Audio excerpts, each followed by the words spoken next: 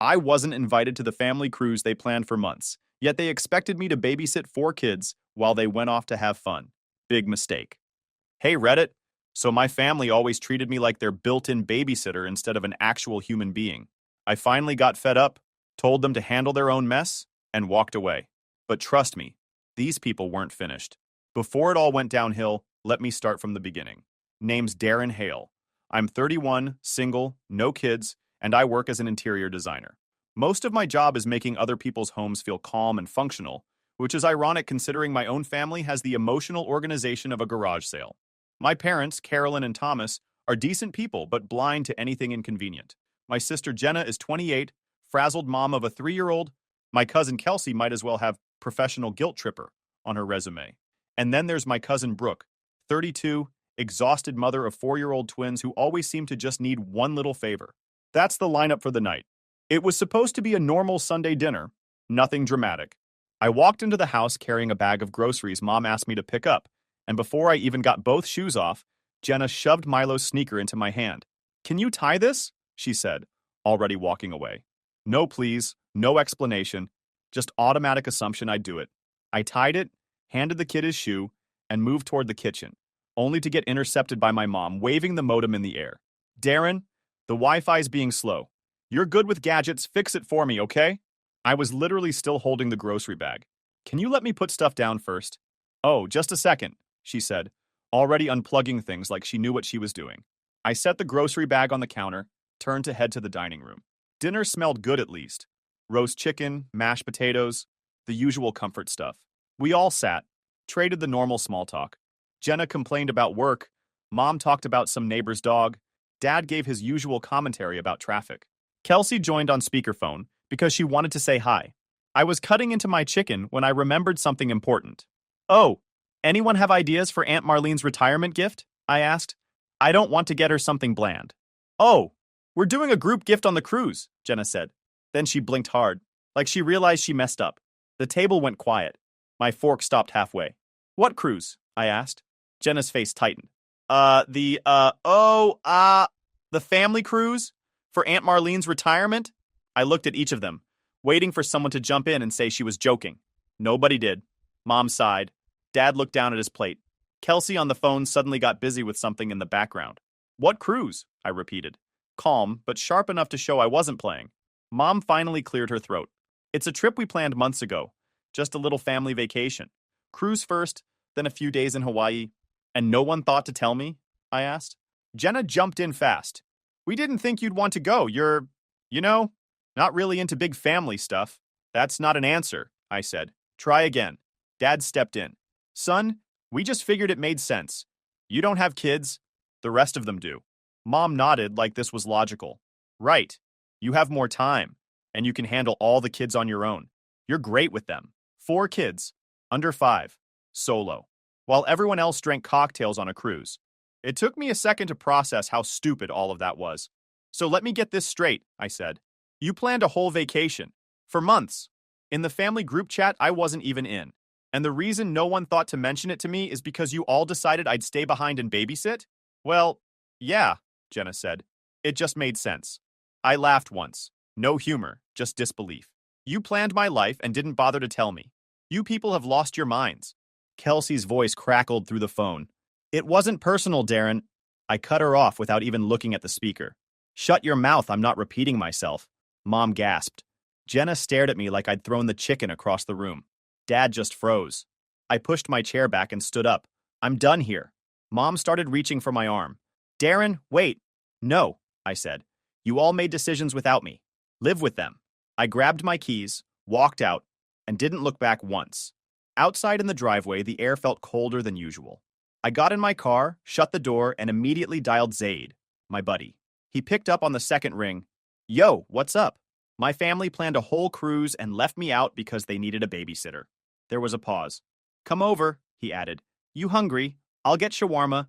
You need food and revenge planning." I pulled out of the driveway, headlights cutting through the dark, and thought, yeah, I definitely need both. I drove straight to Zaid's place after leaving my parents' house. No detours, no thinking time.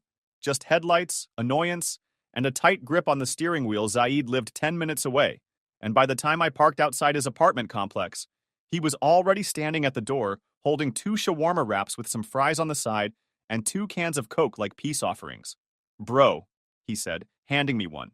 "This is haram-level disrespect. Sit down before you go punch somebody." I followed him inside, dropped onto his couch, and unwrapped the shawarma without saying a word.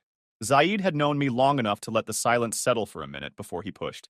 "So," he said, leaning back, "tell me why your family is acting like you're the unpaid help." I gave him the rundown. The dinner, the shoe, the Wi-Fi, the whole cruise reveal. He listened with this slow-building expression, like each detail upgraded his disbelief. "They planned the trip months ago?" he asked Yup. "In the family group chat?" "Apparently. And didn't tell you because they need someone to babysit?" I nodded. Zaid shook his head. "Bro, they're treating you like the free trial version of a babysitting app." That made me laugh once, short, sharp. Then the reality hit again. And he wasn't wrong. This wasn't some sudden thing. They'd been warming me up for this role for years. "I've always been the reliable one," I said. "Whenever something goes wrong, I'm the first call." Zaid raised a brow. "Examples?" "Oh, take your pick." I leaned back. "Jenna's late for work.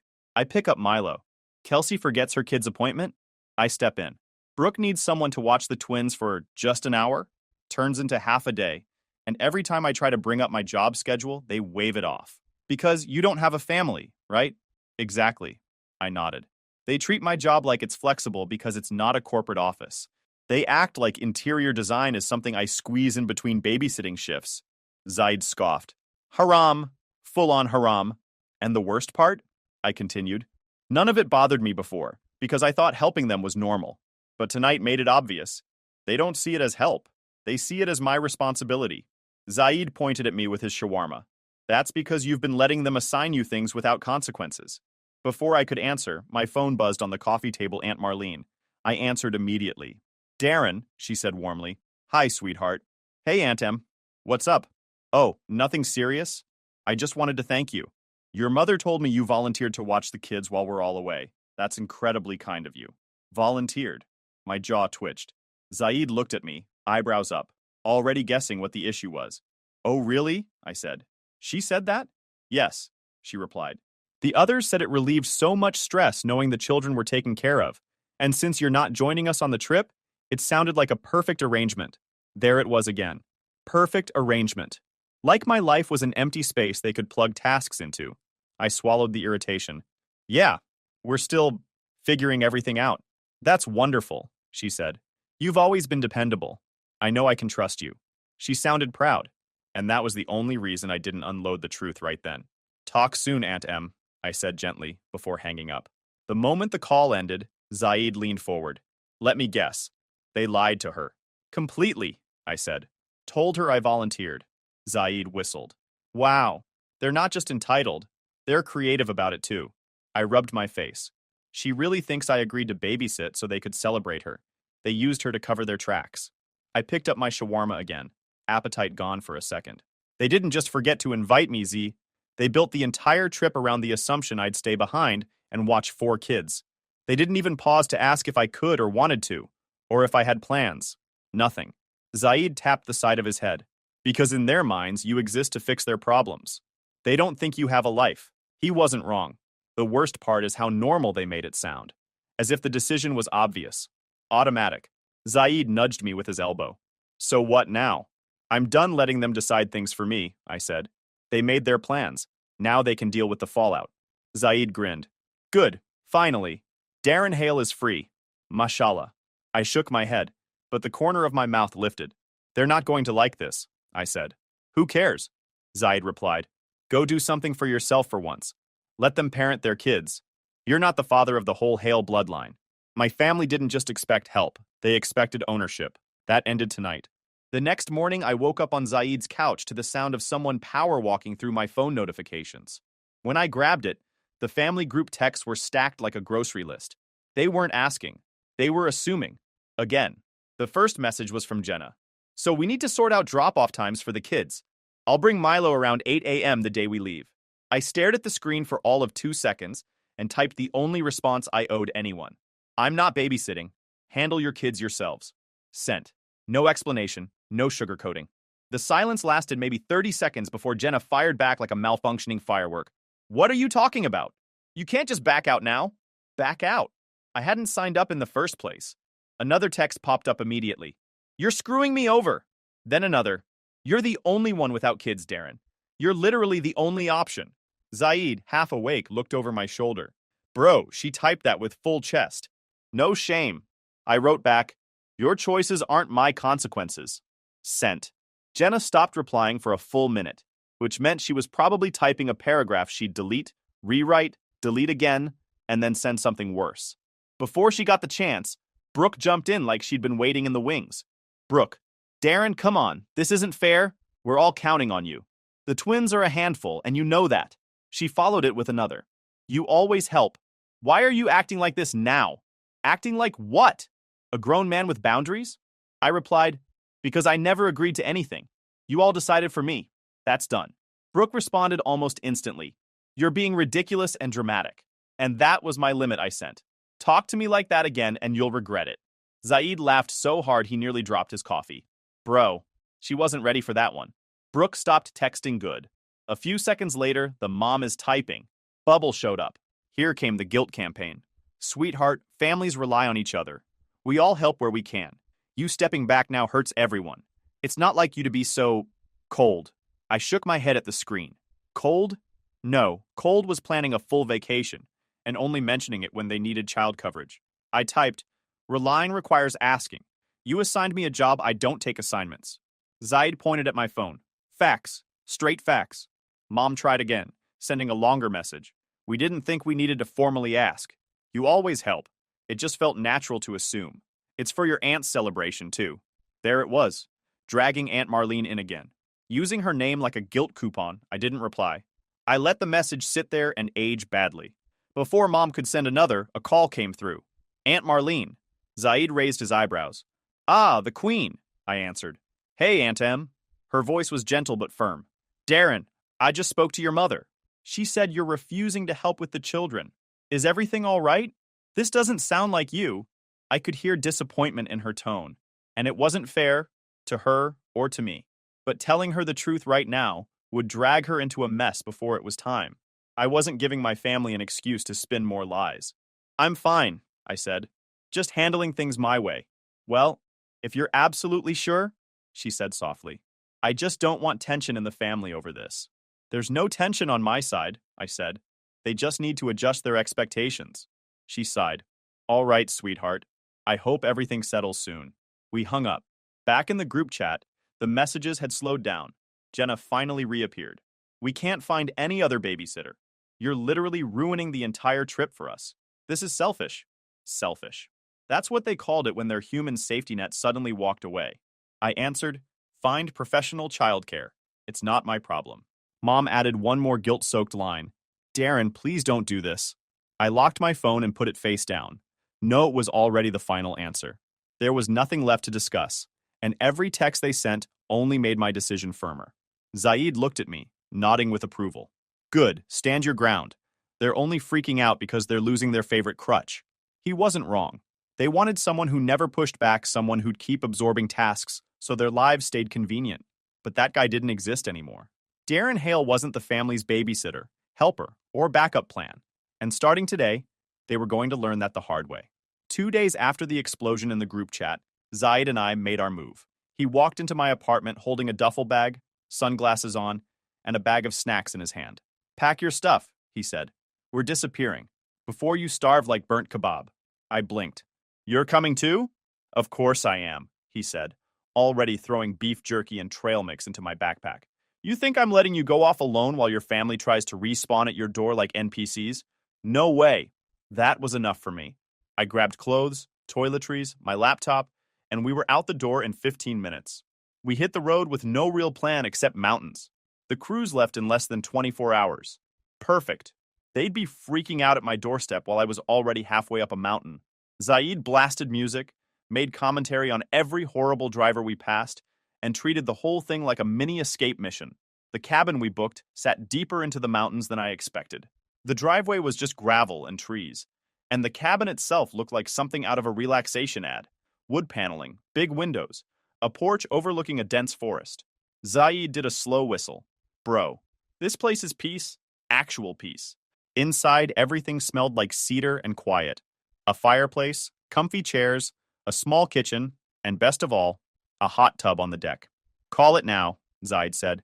I'm sitting in that thing at sunrise like a man in a shampoo commercial. I laughed, set my bag down, and for the first time in weeks, felt the pressure in my chest loosen a bit. We settled in quickly. Zaid started unpacking snacks like we were staying for a month. Hydration, he said, holding up water bottles. Protein, he added, tossing me nuts and carbs, he finished, holding up chips like a trophy. We spent the first evening outside.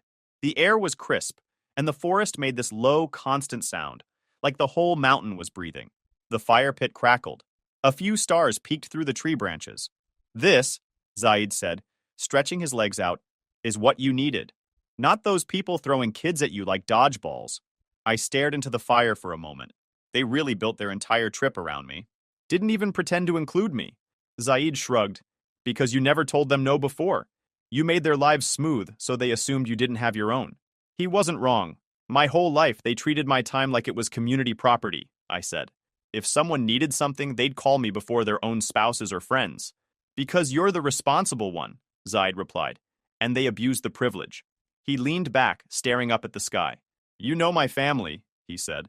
They're nosy and dramatic, but they'd never plan a whole trip and leave me out unless I ask to be left out. Your family doesn't treat you like a son or a brother. They treat you like a resource. The fire crackled between us. He'd hit the exact truth I'd been trying to avoid, saying out loud. Later, we got into the hot tub. The water was warm, steam drifting up into the cold air. The forest felt miles wide. Zaid leaned back, arms spread. Bro, look at this. Look at the trees. Listen to the silence. Your peace is finally marinating. Don't ruin it. I let my head fall back. Yeah, this is better than dealing with their tantrums. We stayed there until our fingers wrinkled. No chaos, no noise, no kids screaming, no guilt-tripping paragraphs. Just quiet. The next morning, while Zaid made breakfast, my phone buzzed nonstop. I checked it once, only once, standing by the kitchen counter. Where are you? We're outside your door. Answer your phone. This isn't funny. Darren, please pick up. They can't miss this trip. You're acting like a child. Come home now. I locked the screen. Zaid, flipping eggs, didn't even look up. Turn that thing off. The demon energy is leaking through the notifications. I shut the phone down completely. Good, he said. Let them figure out their own mess. You're in the forest now. Nature doesn't babysit. We ate breakfast on the porch, watching the sunlight run through the trees like quiet gold. It didn't solve my problems, but the distance made everything clearer. My family was probably losing their minds right now, but their crisis wasn't my job anymore. I wasn't their default backup plan.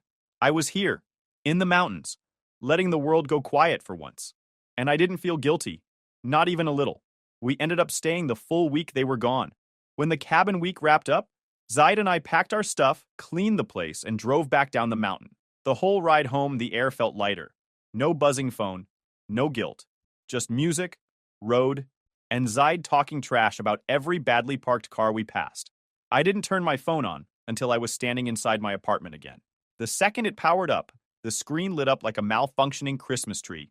Zaid peeked over my shoulder. Bro, that's a lawsuit amount of messages. Before I could even react, my phone started ringing. Mom flashed across the screen. I sighed and answered. She didn't waste a second. Darren, where have you been? Do you have any idea what you caused? There it was. The opener they always used when they needed a villain. What did I cause? I asked calmly. Mom huffed like she'd run a marathon. Brooke missed the cruise entirely. She had nobody to watch the twins, so she had to stay home. Jenna had to leave Milo with a friend last minute, and she was panicking the whole morning, and Kelsey was so stressed she nearly backed out too. This whole trip started in chaos, because you wouldn't help. I leaned against the counter. Not my problem. They depended on someone who said no. You should have communicated better, she started. I communicated perfectly, I said. I said no. Clear sentence. No synonyms needed. She went silent for a beat, then said, I hope you're happy with yourself. And just like that, she hung up. Zaid muttered, she didn't even let you say bye. Cold. But I barely had time to put the phone down. Messages started dropping in immediately, Brooke. You should be ashamed of yourself. You left us stranded. You knew we were counting on you.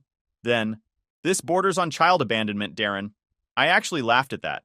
I texted her back, Drop a kid at my house without my consent and you'll meet the cops before I do. Delivered read. No reply. Next up was Jenna, and she didn't hold back. Her text came in like someone shaking a soda bottle and opening it too fast.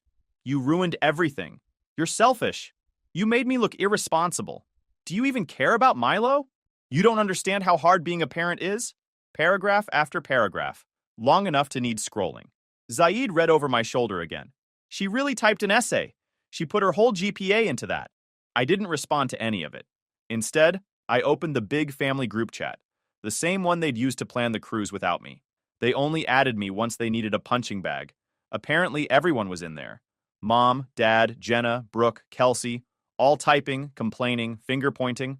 I scrolled through 20 messages of them saying some version of, "You let us down. You could have stepped up. You created unnecessary drama. You ruined the start of the trip." I cracked my knuckles, then typed exactly what needed to be said. Let me set the record straight since you're all rewriting history. I continued. 1. I was never invited on the cruise, not once. 2. You planned everything assuming I'd babysit. 3. You didn't ask. You assigned. 4. You lied to Aunt Marlene and said I volunteered. 5. I said no before the trip. That should have been enough. Then the final line. The new rule. From now on, ask me directly. If I say no, that's final. No guilt, no assumptions, no rewriting. Sent. I set the phone down and walked to the kitchen. 5 seconds later. Ding, ding, ding, ding, ding. The group chat exploded like a popcorn bag, left too long in the microwave. Mom. Darren, that's not fair. Jenna. You're twisting the story. Brooke. We didn't lie. We just misunderstood. Kelsey. You owe us an apology for the way you spoke to everyone. Dad, even. This could have been handled better. Zaid leaned against my counter with a soda in hand. You see, he said. They had a whole plan built on you being invisible. Now you showed up and messed up their fantasy. He tapped my phone screen. Let them scream. They're not used to you having boundaries. They'll adapt. I watched the notifications pile up but didn't open any of them. Not one. For the first time, their anger didn't make me feel guilty. It didn't even annoy me. It just confirmed what I already knew. They weren't mad because I failed them. They were mad because I stopped letting them use me. And that was their problem, not mine. The group chat went silent for a few hours, which I knew meant one thing. They'd moved the tantrum somewhere else. Sure enough, around noon, Zaid sent me a screenshot. Jenna's Facebook status, in dramatic mom font. Some people just don't care about family. Blood doesn't mean loyalty. No names, of course. Just enough ambiguity to make her friends swarm the comments with, OMG who? You deserve better, girl. People are so selfish these days. Zaid added his own commentary below the screenshot. Bro, she typed that like someone who burned the shawarma and blames the grill. I laughed, but it was the kind of laugh that came with a headache. They weren't just mad. They were building a whole victim storyline online. I put my phone down and focused on work, but around 3 p.m., it rang again. This time, the caller ID made me pause. Aunt Marlene. Not a group chat, not a rant, not guilt. This one mattered. I answered immediately. Hey, Aunt M. Her voice was different, softer than usual, but strained. Darren, honey, can I ask you something? Of course. I've been hearing things, she said. Things that don't make sense to me. There was a long exhale, the kind that carries disappointment. I spoke to your mother, and she said the others are upset because you ruined the start of the trip. There it was, the family lie, delivered straight to someone who didn't deserve it. She continued, sounding genuinely confused. They said you promised to help with the children and then disappeared. Brooke said you left them scrambling. Jenna said you refused to answer calls. And your mother? She made it sound like you didn't want to be part of the celebration at all. I felt irritation climb up my spine, but I kept my tone steady. Aunt Marlene, I said, has anyone told you why I wasn't on that cruise in the first place? Silence. Then, first your mother said you'd kindly volunteered to stay behind. Then she said you'd suddenly refused to help. Now I'm hearing you decline the invitation entirely. None of that feels consistent, Darren. There it was, the center of the lie. I sat down, rubbed the bridge of my nose, and laid it all out, piece by piece. I wasn't invited, I said. At all.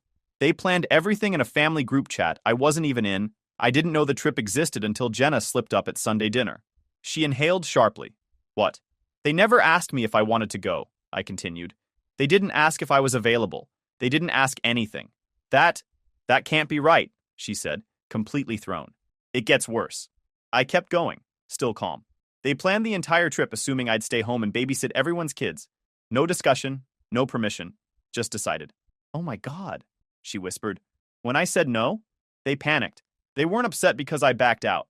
They were upset because their plan depended on me being silent and available.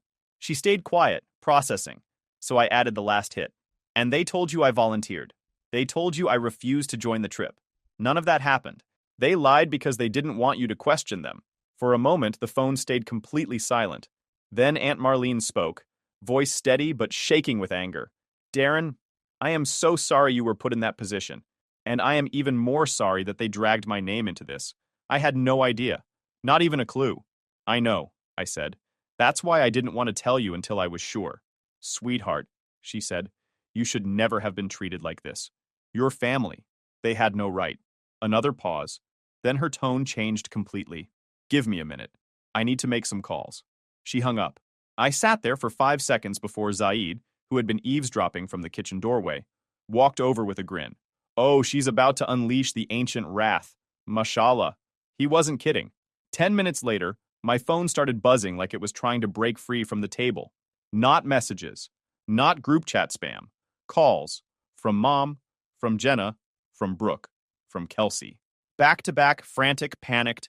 I didn't answer any of them. Then Mom sent a text. Why would you tell Marlene that? She's furious. She's calling everyone. Zaid looked at the message and smirked. Good. The final boss has entered the arena. A few seconds later, another text from Mom. You blindsided us. She's yelling at everyone. She said we were dishonest and disrespectful. Then, she knows we didn't invite you. Who told her that? I didn't reply. They wanted answers, but they never gave me any when I asked. Funny how that works. Jenna texted next, rapid fire. Why would you throw us under the bus? You made Mom cry. Aunt M says we used you. She's saying awful things about us. Brooke joined in. Darren, this isn't fair. You're twisting things. We didn't lie. Another lie about not lying. Kelsey added the cherry on top. This is between us, not Aunt Marlene. You should have handled it privately. Zaid leaned back on the couch. Bro, they're acting like they didn't make this an international incident the second they dumped all their kids at your doorstep. I shrugged. They wanted to involve Aunt Marlene when it made them look good. Now they get her for real. More buzzing. Mom again. Your aunt said she's disgusted by how we treated you. She said we owe you an apology. Darren, what exactly did you tell her? I texted back one sentence. The truth. Delivered. Read. No answer. The group chat went quiet again. Dead silent. Except for one final message from Kelsey. I can't believe you would do this to the family. I didn't even open that one fully. Zaid threw a pillow at me. Congratulations. You survived the meltdown. They're terrified of Aunt Marlene now. Terrified was the right word. When the matriarch gets mad, the family stops pretending. For once, they couldn't twist the story. For once, they couldn't blame me. They were exposed, not by me yelling or fighting, but by the one person they didn't expect to question them. Aunt Marlene had their number now, and the panic in their messages told me everything I needed to know. They weren't mad that I told her. They were mad that she finally believed it. After the chaos with Aunt Marlene, my phone stayed quiet for a full day. Not peaceful quiet, the kind where you know people are regrouping before round 2. But I didn't care. I sat on my couch, drank my coffee, and actually thought about the last few years. Every emergency call. Every Darren will do it. Every time my plans didn't matter because I had no kids. Every moment they assumed my life was light enough to carry theirs. 2. It wasn't one incident. It was a whole pattern I'd been dragging around like extra weight. And the one time I said no, they acted like I set the house on fire. Zaid showed up that morning with breakfast. Bro, I brought you something special, he said, holding up a bag. Egg sandwich, hash browns, and wisdom for free. He sat across from me while I ate. You seem different, he said. Lighter, I admitted. Like I finally stopped pretending. Zaid nodded. That's what happens when you cut the guilt strings. I was about to answer when someone knocked on my door. Not a normal knock. A nervous, rapid one. I opened it and froze. My parents stood there. Mom looked like she'd been crying on and off for hours. Dad stood stiff beside her, hands in his pockets. Darren, Mom said softly. Can we come in? I glanced at Zaid through the doorway. He raised both eyebrows, then mouthed, Want me to leave? I shook my head. If we were doing this, we were doing it honestly. I opened the door wider. Come in. They stepped inside, and Mom immediately sat on the couch like she was sinking under a weight. Dad cleared his throat. We owe you an apology. Mom nodded, wiping her eyes. Your aunt. She told us exactly how she felt, and she made us realize how wrong it all looked, how wrong it was. I didn't respond. I wanted to hear everything. Mom continued. We didn't treat you fairly. We didn't treat you like part of the family. We treated you like... She hesitated. A backup plan? I offered. She swallowed hard. Yes. Dad sighed, shoulders dropping. We shouldn't have assumed anything. We should have invited you like everyone else. And we should have asked before involving you in childcare. Zaid whispered under his breath. Should have? More like definitely. I elbowed him lightly, but he wasn't wrong. Mom looked up at me, eyes red. We're sorry, truly. I let a few seconds pass before I spoke. I appreciate the apology, I said. But words are easy. Respect is harder. Dad nodded slowly. We understand. No, I said. Not yet. Because I need you both to hear something clearly. They looked at me, waiting. Respect me or lose access to me. No more middle ground. Mom's breath hitched. Darren? No, I said. Listen, I'm not your babysitter. I'm not the problem solver for 3 households. I'm your son. And if you want me in your lives, you treat me like one. No assumptions, no guilt, no lies. Mom wiped her face again. We never meant to make you feel used. You didn't need to mean it, I said. You did it. Dad sat forward, elbows on his knees. We'll do better. We promise. Mom reached for my hand, but I didn't take it. She pulled back, looking even smaller. We just want things to go back to normal, she said. No, I answered. Normal wasn't working for me. Things aren't going back. They're moving forward, with boundaries. She nodded slowly, tears starting again. Okay, I understand. Dad stood. We'll give you space. I walked them to the door. Mom hugged me quickly, not my choice, but I didn't push her away. Her voice cracked when she said, Love you. I nodded. Love you too. Just need changes. They left quietly. As soon as the door closed, Zaid whistled. Bro, that was a speech. You sounded like you were firing them from your company. I sat down. That was me being as clear as possible. And they actually listened, he said. Shocking. Don't jinx it, I replied. But the real test came later. Jenna texted me first. We didn't deserve what you told Aunt Marlene. Blocked. Brooke tried next. You should have talked to us privately. Blocked. No hesitation, no guilt, no looking back. Immediate peace. I sat on my balcony afterward, watching the sun drop behind the buildings. The quiet didn't feel heavy this time. It felt earned. A few hours later, Aunt Marlene called. Darren, sweetheart, she said. Just checking on you. I'm good, I told her. Really? I want you to know I'm proud of you, she said. It's not easy standing up to family, but you did the right thing. They needed the wake-up call. Thank you, I said. Means a lot. And for what it's worth, she added. You were always invited in my heart, even if they forgot to say it. That made me smile. You're the best. Don't let them drag you down again, she said firmly. And if anyone gives you trouble, send them to me. She hung up, and I sat there a few minutes, letting her words settle. It was the first time in a long while I felt understood. The next day, Zaid and I met up again. Diner booth, burgers, and him kicking my leg under the table because he thought I looked too zen for a man with my family history. So what's the plan now? He asked, stealing one of my fries. Low contact, I said. Parents only, on my terms. And the others? He asked. Blocked until further notice, I replied. Zaid raised his soda. To freedom from people who treat you like an unpaid nanny. I clinked my glass against his, to actually living my own life. We talked about everything. Work, traveling, his chaotic cousins, my next project, future plans. For once, the conversation wasn't overshadowed by family chaos. When we walked out of the diner, the evening air felt light, almost clean. No pressure, no expectations, no silent obligations. Just my life, finally mine. I didn't know what would happen with my family long term. Didn't really care. All I knew was this. I had boundaries. I had peace. I had people who actually respected me. And for the first time in a long time, I wasn't the Hale family's safety net. I was just Darren. And that was enough. If you enjoyed this video, please hit that subscribe button. It really helps the channel and help us bring you more and better stories. Thanks.